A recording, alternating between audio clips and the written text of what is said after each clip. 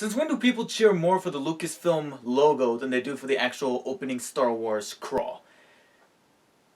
Then again, maybe it's because Lucas sold the franchise to Disney.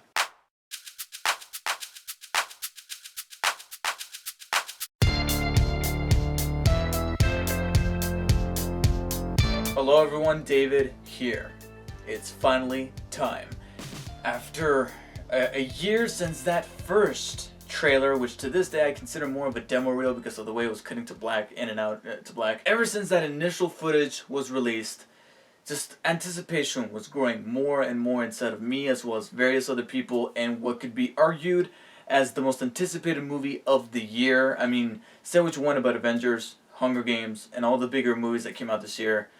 Nothing can compare for the hype that was building to Star Wars The Force Awakens, or Star Wars Episode 7, The Force Awakens. The movie, however, is finally here. I apologize if the review is somewhat late. Then again, all of us casual moviegoers that don't get any kind of press screenings ahead of time, our reviews are going to be late compared to people who did get that pre-screening on Tuesday night, and then the review embargo got lifted on Wednesday morning at 12:01 midnight, so it almost doesn't really matter. But unfortunately, I didn't get tickets for the 7 o'clock showing on Thursday night. I had to wait until actual Friday, the day of, to see the movie, but I didn't really care because I was blessed enough to be able to see the movie, period, because of how much hype and anticipation was being built up for this movie, that people were camping out in line. There were these humongous lines. There was overcrowding. People had to control crowds and to be able to give out these policies about no masks, no lightsabers, all that kind of stuff. But the movie is finally here, and I do have to preface this by saying that this is going to be a spoiler-free review. You don't have to worry about anything, and because of that, it might be somewhat on the short side, because obviously there's things that I'm not going to be able to talk about. I'm just going to have to hint at or be vague about, so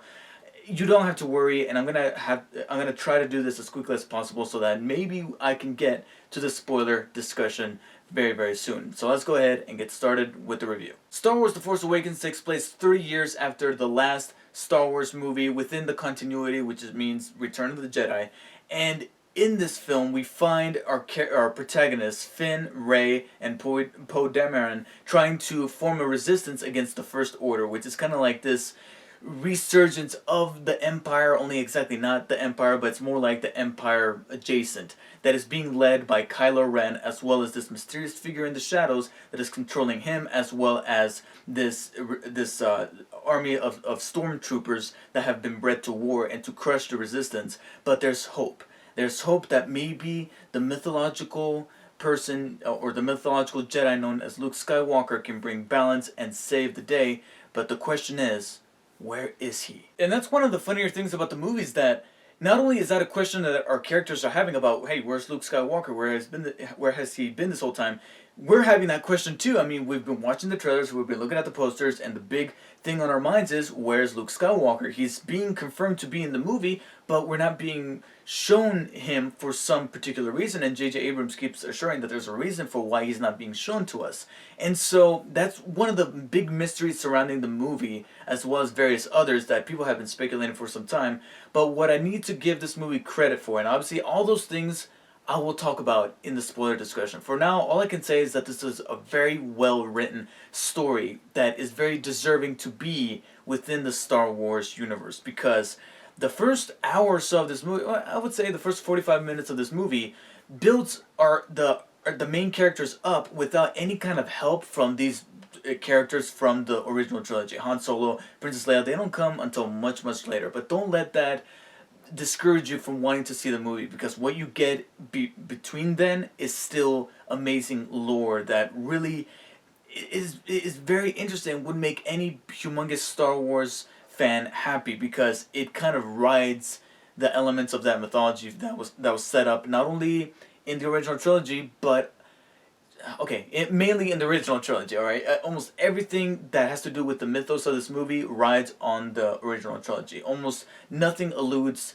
to the prequels, except for one reference. There's like one reference that, unless I'm missing something and something went completely over my head, there's one verbal reference by a character to something in the prequels. I'm not gonna say what it is, but there's one reference, and I'm like, okay, so you're not completely saying, oh, that's all dog shit. No, no, that didn't happen. They're saying we respect what Lucas was trying to do, but that's not what the focus is. But what I appreciated about that first 45 minutes of just these brand new characters is that I don't know if maybe it was in the editing or the storytelling, but each single character got a balanced amount of screen time to be able to develop their character. Rey, Finn, Poe Dameron, played by Oscar Isaac, Kylo Ren. They were all really well set up and given almost the same amount of screen time to all to be able to build these characters and build a reason for them to kind of connect. Because I gotta be honest, from the trailers, not only do they give the viewers a sense of mystery about what exactly is going to be going down, we can make speculation, but we still don't know for sure what the movie's about, and we love that, especially after having so many trailers spoil the movie for us. Seeing the dots connect as the movie goes on is very rewarding, because in the trailers I would often see different environments, different backgrounds, different characters. I would see them in this Tatooine-like planet that is known as Jakku, and then in the next shot I would see them in this planet that has water and islands and stuff like that, and I'm like, how do we get... I'm very interested to see how we get from point A to point B, and this movie connects all that seamlessly while at the same time keeping the pace going. There's never a dull moment, while at the same time having plenty of moments that develop our characters, while at the same time giving us some really cool action moments, as well as some beautiful visuals that are very, very emblematic of that original trilogy, by using not only some CG areas like space and stuff like that, and some ships whizzing through the sky or across the screen, but also some vistas that they clearly went on location for. And building the relationship up between these two characters, mainly amongst our heroic trio, Poe Dameron, Rey, and Finn, their chemistry, instantly likable. You like all these characters. They're humorous, but at the same time they're heartwarming, and they have these backstories that you really sympathize with. And Kylo Ren himself was also a very intimidating villain, a well-developed one as well, especially later on down the line where certain reveals made about him that really adds dimension to his character. I just wish that I felt like parts of that reveal could have been saved up for either the second movie or at least somewhere deeper in the third act. I felt like something was shown to us a little too early, and I think we could have saved that up, because when that was shown, the character was changed from my perspective. I'm not going to say what it is, obviously, but I think they could have saved that up for a later time. But besides that, not only was he a badass character, and his crossguard lightsaber was given some kind of purpose. There's a reason for why he's got those crossguards, and I'm like, okay, I could see how you would utilize that very well. But on top of that, the stormtroopers and the First Order and the background behind this First Order is also very, very captivating, especially when you figure out who is pulling the strings. You're kind of like, okay, I really want to know about this character. And sadly, we don't get a definitive answer in this movie, but we don't need to. Some things need to be saved up. You can't give us everything and just jam pack it into one movie. I mean, it's kind of bittersweet that we have to wait, what is it, like 2 or 3 years to get to episode 8. But I'd rather have that than to jam it all into one movie and just have the whole thing feel cluttered. I rather prefer that. I like for them to take their time and stretch this out so that we can resonate with these characters instead of just jamming everything into just one movie, Batman vs Superman. But then we do hit that 45-minute mark, and that's when Han Solo, Chewbacca, and Leia come into the picture, and then that's when everything kind of fell apart for me. No, I'm joking. No, that was also a success as well. They were able to blend the old and the new, kind of making it seem like a passing of the torch, where this was a good stepping stone to get these new characters introduced, and now it's kind of their story without getting into too much detail. Let's just say that there's humongous emphasis on these brand new characters, and there's a reason for you to care about them while not riding on the shoulders of these other characters from the original trilogy. You don't need to be a humongous fan of that original trilogy, but you definitely need to at least give them a watch once each, 4, 5, and 6, to kind of get a gist of what Han Solo and Leia have been through, and it kind of helps kind of have you have some kind of affinity for these characters, like, oh, they've been through so much, and because of that, they have this wisdom that they're now sharing with these brand new batch of characters that are barely becoming aware of how big the universe is. In fact, Rey has this one line which is like, I didn't know that there was so much green in the universe, because all she has known was this planet of Jakku that's just nothing but sand. And that's, again, the movie is I hate to use this word too much, but very emblematic about the crossing over of generations. And I think that's where it hits you in the feels, and that's where the movie definitely got it right. And if you thought that J.J. Abrams directing this new installment of the Star Wars franchise was going to be like Star Trek, only with a Star Wars skin slapped onto it, like Battlefront, just like Battlefield, kind of, sort of.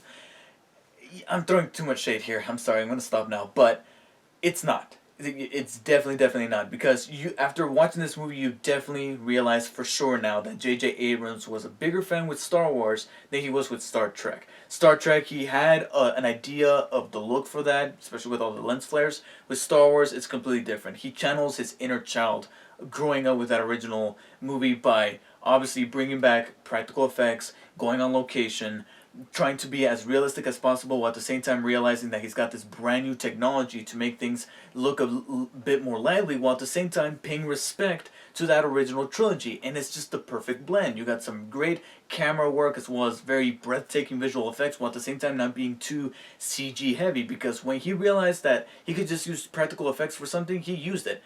BB-8, one of the most revolutionary in the sense that it's something kind of refreshing to see, because they could have easily made BB-8 CG and he wasn't. And maybe ever so often when they didn't want to destroy a prop, but other than that, BB-8 is real, he's moving around, he's interacting, and he ended up being one of the biggest scene stealers in the movie. On top of that, you got some creatures that you're mesmerized by because they were practical effects. You see them and you're like, okay, yeah, I know it's a practical, like a puppet or something, but still, that looks much more real than it would have if it was completely CG. And then there were others that were literally a hybrid of like somebody in a costume, but their head was animated to look CG. And I'm like, that's awesome. And it's not too obvious. I can point it out because obviously I'm a huge movie buff. But other people are going to be like, wow, that was a great creature design. And on top of that, just the effects and the action sequences are riveting. In my opinion, the standout was the Millennium Falcon and TIE Fighter chase on Jakku. Not only because, sadly, it's the only sequence in the movie, as far as I can tell, that was filmed in IMAX, because I did see the movie in IMAX, and this was the only scene that came up where the screen expanded to show off the what was it, the 70, well, not the 70, the 80-foot, I can't remember what the aspect ratio was, but when it blows up to show off the IMAX footage, that was the only instance where that happened. But fortunately, the only other moment that I wish that could have happened was at the end with that dogfight between the X-Wings and the TIE Fighters. But besides that, I kind of wish they would have used the IMAX technology a bit more, but at least they used it on a sensible scene to shoot in that way. And just so many moments, bringing back that classic special effects of having sparks fly when somebody gets shot by a laser, while at the same time using the sound effects, and just everything blended together to deliver a very nostalgic but at the same time refreshing look at the Star Wars universe. If there was one thing that I could nitpick about the technical aspects of this movie, it would have to be the score. John Williams does return to score the movie, and trust me, when that first happens and you see the Star Wars logo pull out, I clapped. I clapped. Even if not that many other people in my theater clapped, which is strange. I guess I was expecting the 7 o'clock Thursday night crowd at my 4 o'clock Friday afternoon showing.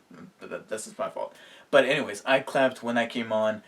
But if there was anything to nitpick about it, would be that despite the score being great, and John Williams was still on top of his game at 85 or 86 years old, I can't remember, but he's like in his mid-80s, I was kind of hoping for there to be this brand new theme that was going to get stuck in my head. Remember when we saw Phantom Menace and that got stuck in our heads after that Darth Maul lightsaber fight?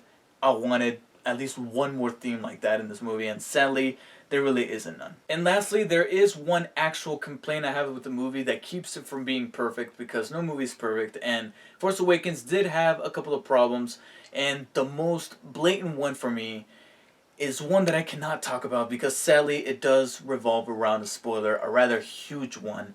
And I guess the most vague way that I can put it in is that some characters were underutilized.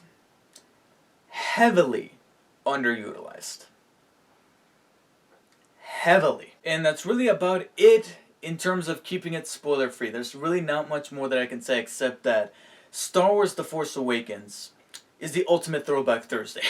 Not only because it premiered on a Thursday, but also because J.J. Abrams, as well as the producers and the writers everybody involved knew that they needed to go back to basics to deliver a great Star Wars, amazing Star Wars movie and an amazing Star Wars experience.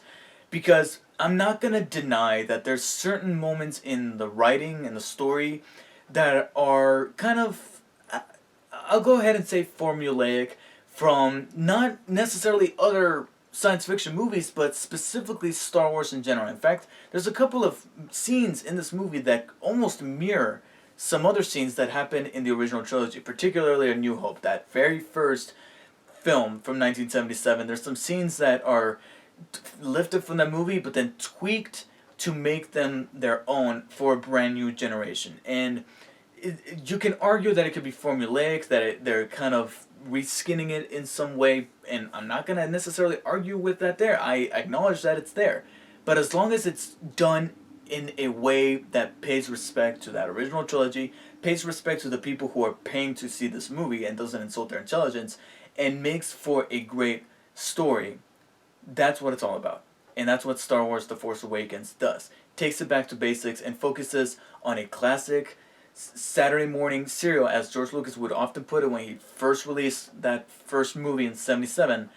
It was a good guys versus bad guys story. It was none of this political propaganda type thing that was going on in the prequels, where they're like, oh, about the Republic, about the Senate, about negotiations, the Trade Federation, and trying to overcomplicate it with midichlorians, cells in the blood and stuff.